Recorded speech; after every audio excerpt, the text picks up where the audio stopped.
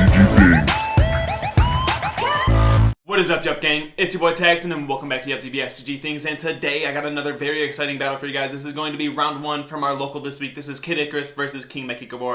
But before we get into the battle, guys, I do want to say if you guys want any custom card sleeves and or mats, absolutely check out ProMats, guys. The best place to go get your custom card needs. Link is in the description below for you guys to go check them out. And also, really quickly, guys, I do want to go over Dragonball Super Card Game Fest. If you guys are interested and excited to go to an IRL event, we have 2 coming up fairly soon. We have one taking place in Texas and one taking place in Florida, and the registration is already live. I will leave links below for you guys to go check that out and make sure you register if you want to go. Texas is taking place March 19th through the 20th, and Florida is taking place March 26th through the 27th, and they are both best of 1 sideboard events. If you guys don't know what that is, it is kind of new, so really quickly I'll go over it. You'll sit across from your opponent. You will reveal each other's leaders, and then once you guys reveal each other's leaders, you'll have 60 seconds to sideboard for that specific matchup, and then your game will begin. So with that being said, guys, if you guys can't make it to the event and you just want to watch it on like Twitch or get caught up through a stream, we have 3 commentators doing it for us. Make sure you go check out Evan U7, Eggman, and the Crit God on Twitch, all doing their thing, making sure that we can see this event. So with that being said, guys, that about wraps up the intro. If you guys like my content or this battle, make sure that you smash that subscription button, leave me a like, leave me a comment, and make sure you leave that notification bell rung so that you are notified every single time that I upload a video. With that being said, let me turn this camera around and show you the battle. Alrighty, you guys, so here we are with the battle. We got Icarus on the right side, and we have King Mechi on the left side. Starting off with our starting the game routine, and it will be Icarus starting off the game for us with a charge of a Nimbus, putting an extra card into the energy, turning on his Mecha Frieza and Steadfast Gokus by turning them down 1 cost turn 1. So King Mechi doing his thing, swinging leader, using his effect to look through his life, see if any balls are there, choosing not to take any if there was any. Then he's going to go through his deck here, and then go ahead and grab the Empire Strikes Back, and probably the 0 cost, unless he grabs 2 of them. So he grabs 2 Empire Strikes Back.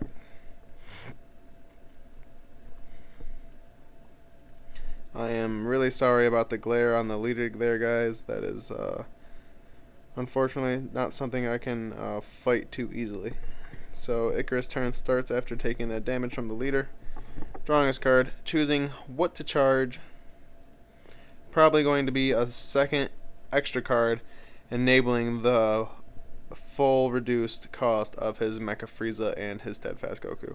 Swinging with his leader, using the effect to rip a life and draw a card. He's playing 1 for the base to draw 1 and passing turn, leaving 1 energy up for a possible Goku or a Mecha Frieza. So we get the charge, we get the attack from King Mechi. Here he already knows what's in his life, so he's probably just going to go through his deck, waiting for a response from his opponent. So he gets the clear no negates, going through his deck, grabbing a 0 cost and another Empire Strikes Back. Last turn he did not use none, so this turn he probably will. Here he's asking if the Basil there has any protection. And there he comboed it off to survive the attack. Using the ball's effects to make him warp a card from the drop area, and then he gets to draw 2. Using his salsa effect, he plays him not sending any balls from the drop area. Swinging with him, he gets to draw, and then it also makes your opponent warp a card from hand and draw a card. After landing that attack with salsa, he goes ahead and passes turn. Gonna see what Icarus does with his turn 3.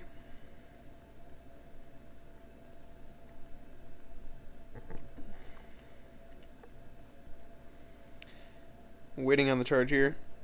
If you guys are interested in any IRL events, make sure that you check the links in the description below. I do have registration links down there for the Dragonball Super Card Game Fest, so make sure you guys check it out. 2 events taking place, 1 in Texas and 1 in Florida, so make sure you guys absolutely check that out. So getting the charge of his Skillless, swinging with his leader, going to get the effect to draw and rip a life. He awakens, drawing 2 more. Very powerful awakening skill.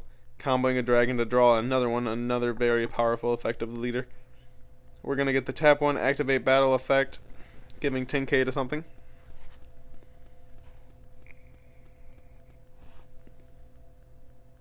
Here he's tapping 2 for the Vegeta Unison of Fury.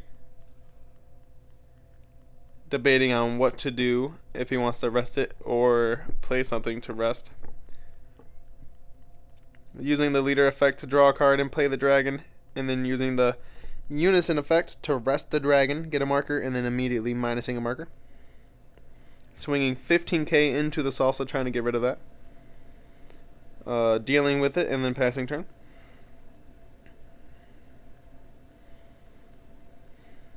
Here we get the Charge of a Toa. What a great card for the deck. Comes out for 1 energy, moves balls if it's needed, and then it warps a card from play, makes your opponent warp a card and draw a card.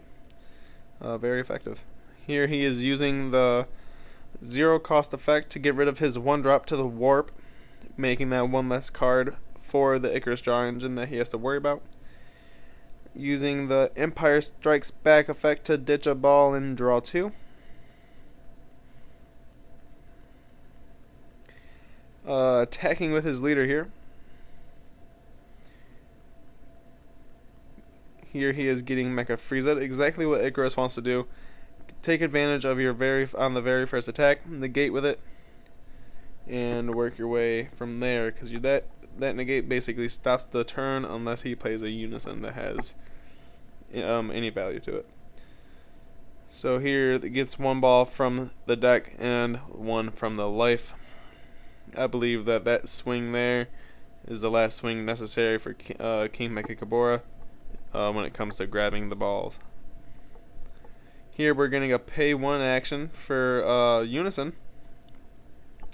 This Unison actually relatively effective in this deck, getting a bunch of markers on removals of cards, and then also doing exactly what the leader does when it comes to taking over cards from your opponent's battle area. Here now he officially has the 7 balls into the drop area. He's going to use his leader's wish effect. Untap 1, draw 1.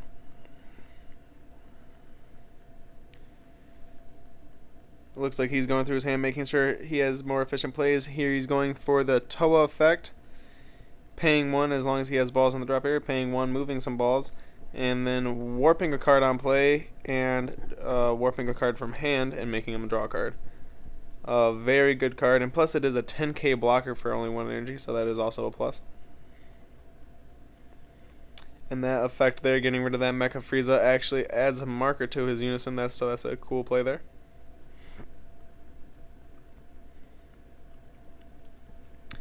Here we're getting the 4th turn from Icarus here.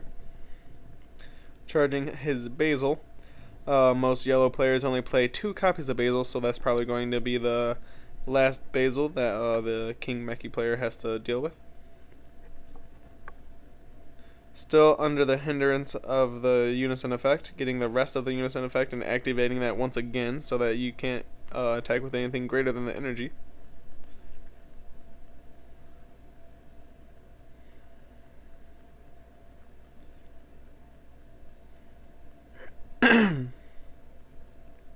If you guys are enjoying this battle, absolutely make sure you guys leave me a subscribe.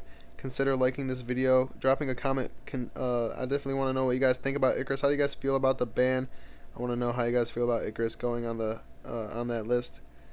Here we're getting a debate. Looks like he's wanting to tap 3. Possible Unison play here. So we're getting the tap 3 for the Trunks Unison. Fantastic Unison.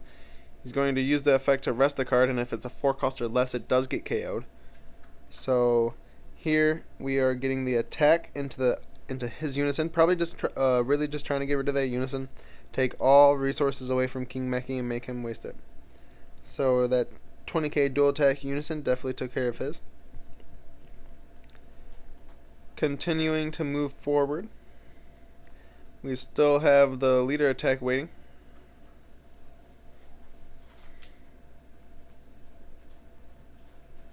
And here goes the leader. No counters, going directly into a taking it. He passes turn afterwards, going into King Mechi's 4th turn.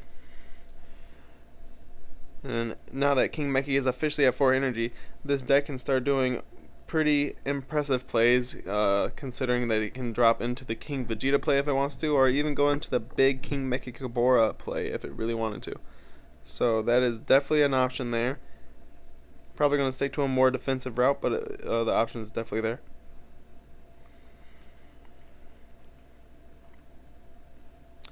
So here you see he charged a Unison.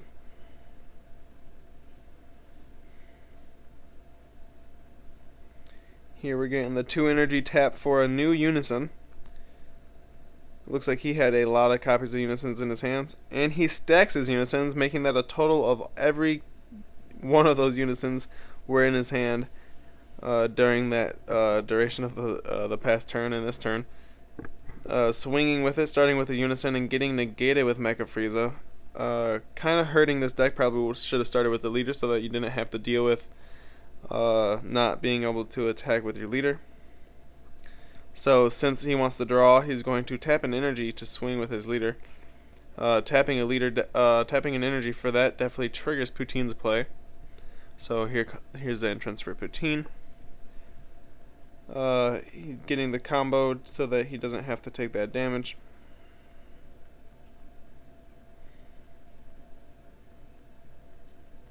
Bottom decking 1 card, taking the Mecha Frieza off the leader's activate main. A very good effect. I like that effect a lot, actually. Very powerful. Anything 4 cost or less is without barrier is almost considered gone immediately. So we got the pass turn there. Starting with the ±0 from Trunks to get rid of the Mecha Frieza. Swinging the 20k dual attack at his Unison. Gonna get some of our attacks off into that Unison to try to wipe that Unison more than likely. Here we are getting the pay 1 of a Darkness Judgment, I believe it's called. It's a tap 1 negate and also has a activate battle effect, which is pretty nifty and actually gives your leader 5k for the turn, I believe.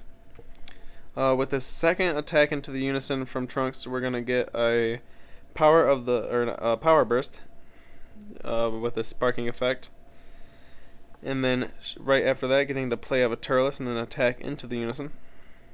Unison inevitably losing 2 markers there. We're getting the leader attack into the Unison now. And here we're going to pay 1 for the Champa double to assure the removal of the Unison in that 1 turn. So here we're getting the pass turn. King Mechi getting his 5th turn here.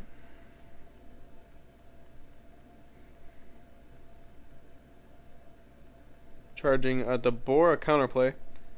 Card is harshly slept on. I do like that card a lot. It is basically petrification, but in the counter window. So getting the attack from the leader and using a super combo to add some pressure and draw a card. Tapping 1 for the salsa effect. Since it comes in on a skill, it actually does trigger the Poutine effect, and then he actually gets to choose that and rest it. But now that that is there, he can officially say that he got rid of that. Tapping 1 for the Toe effect, he gets to warp the Turles, force his opponent to warp 1 and draw 1. Here, after boarding that Toa blocker, he's just going to pass turn. The Vegeta effect from the Unison of Fury was still live, so not really being able to attack with anything under 5 energy anyways. So probably the biggest reason why he didn't drop a King Vegeta nor a King Mechi. Getting the ±0 effect from the Trunks, getting rid of the Toa, attacking, and he is getting the play of a Poutine here. So his Poutine is going to rest his Poutine. Get a little Poutine versus Poutine action there. Icarus just making sure that it's any card probably, because yes, Poutine does work like Topo. It's any time you want to attack, you must not discard, but warp 2 cards from your hand. So getting the pass turn there, once Poutine hit play, you basically got to respect the justice and just pass. You don't want to neg too hard while pushing your opponent when you're just adding cards to the hand if you're not going to kill him.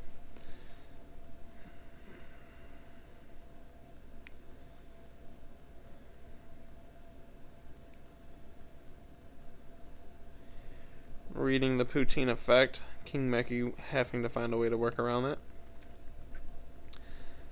that. Tagging with the salsa.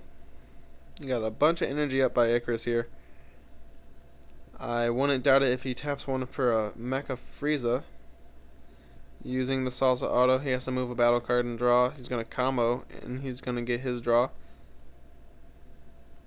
He's going to power the Super Saiyan during this process and rest down the poutine so he doesn't have to deal with another attack there. And since he rested a battle card, it triggers Bergamo. Huge play here. Taps 2 for the Bergamo and taps down the leader and an energy. Now the leader can no longer use its triple attacking effect because it would render it useless. Very powerful there.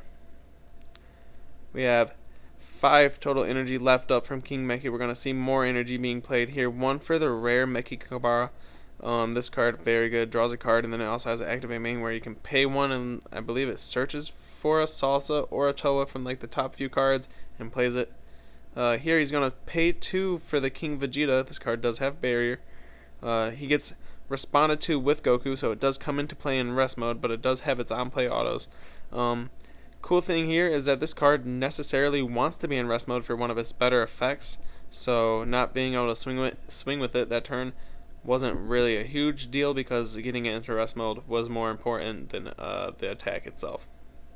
Getting the activate main from the Mechikabara leader, bottom decking 1 card from his hand and taking the Goku blocker off his field. Here he's going to pop that Goku for the Ginyu effect. Card is basically a free 20k double strike as long as you had a target to steal with your leader card from your opponent's side of the board.